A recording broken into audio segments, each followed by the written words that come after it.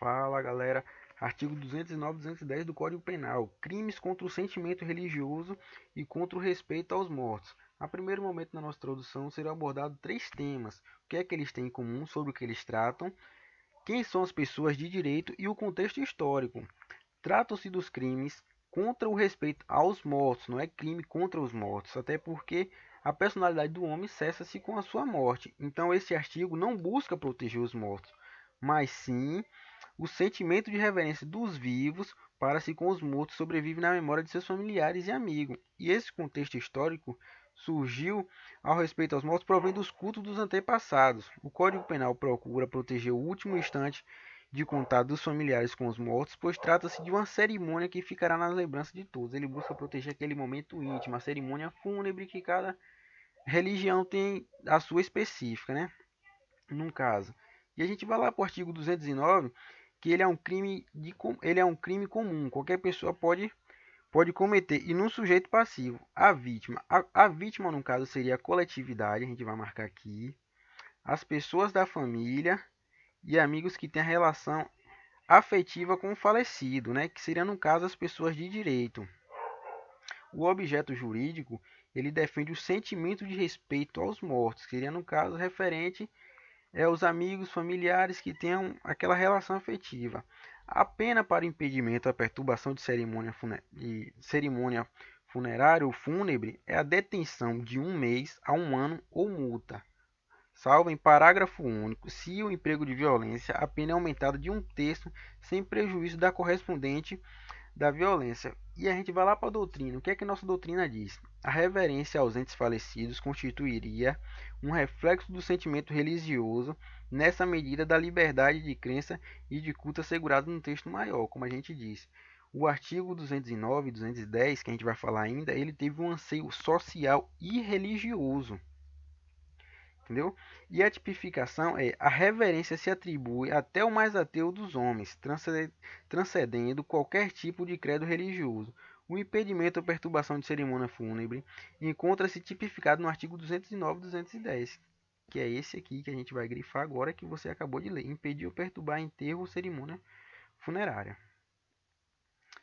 E a Lei 9.434 de 97, a gente pode notar que a retirada dos tecidos, órgãos ou partes do corpo humano para fins de transplante ou outros objetivos terapêuticos preconiza a necessidade de se respeitar, a gente vai marcar aqui, a vontade dos familiares quanto à destinação dos restos mortais, que é como a gente falou, as pessoas de direito, em tese, são os familiares, né? Caso haja cerimônia religiosa e ocorra a sua interrupção ou perturbação, o crime ficará tipificado de acordo com o artigo 208. Escarnecer de alguém publicamente por motivo de crença ou função religiosa, impedir ou perturbar cerimônia ou prática de culto religioso, vilipendiar publicamente ato ou objeto de culto religioso. E a detenção é de 1 mês a 1 ano ou multa. Parágrafo único. Salvo se há emprego de violência, a pena aumentada de 1/3 sem prejuízo de correspondência à violência. Aí a gente vai pular um pouquinho, vai lá para o artigo 210 do Código Penal, que é violar ou profanar sepultura ou urna funerária. Crime também comum, qualquer pessoa pode cometer, tendo em vista que a reclusão é de 1 a 3 anos e multa, não é ou multa, e multa. E a consumação desse crime ocorre quando há violação ou a profanação, independente de havido ou não a remoção do cadáver ou de suas cinzas. Ah, mas a gente passar por cima de uma lápide ou do terreno que a pessoa está enterrada se caracteriza a violação? Não, a violação ela ocorre a partir do momento que você abre o caixão ou a lápide ou a urna funerária, né? Só que a nossa jurisprudência do Tribunal de Justiça de São Paulo diz: profanar constitui crime quando ocorre o vandalismo sobre a sepultura ou de alteração chocante. A gente vai marcar aqui alteração chocante, tendo em vista que, por exemplo, se uma pessoa um vândalo vem pichar e aí ele acaba ingressando no artigo 210, mas ele vai alegar lá que não houve a violação, mas houve a profanação e também aviamento ou grosseria de reverência. Tendo em vista que esse não é um direito absoluto, é livre a violação e a exumação do cadáver, desde que, por perito, amparado legalmente, que se caracterizaria nas excludentes de licitude, seria estrito cumprimento do dever legal, tendo em vista que é um fato atípico. E o que é que a nossa doutrina de Hugo diz? Judicialmente, cessa a personalidade do homem com a sua morte. Pode-se dizer, porém, que sobre o aspecto social, como a gente disse, de certa forma, o morto ainda continua a existir e tem importância, pois sobrevive na memória de seus parentes e dos que continuam a sentir a influência de suas obras.